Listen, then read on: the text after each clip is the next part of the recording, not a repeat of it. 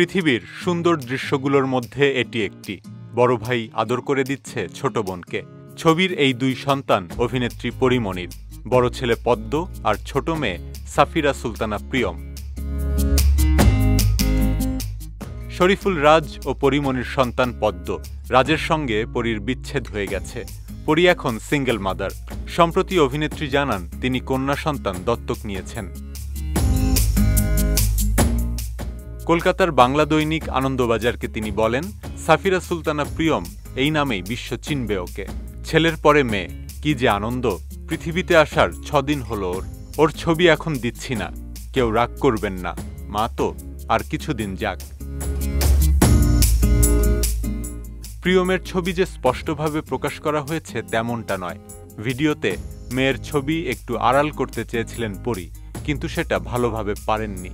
দত্তক নেয়ার ব্যাপারে পরীমনি বিজয় টিভিকে জানান, এ নিয়ে তার কোনো পরিকল্পনাই ছিল না। ওয়ালটন ফ্রিজ কিনে অনেকের মতো আপনিও হয়ে যেতে পারেন মিলেনিয়াল। সেরা পণ্যের সেরা অফার। ফেলু বক্সির শুটিং শেষ করেছেন পরীমনি। 14 মে থেকে শুরু করবেন রঙিলা কিতাবের কাজ। এজন্য ঢাকার বাইরে থাকবেন অভিনেত্রী।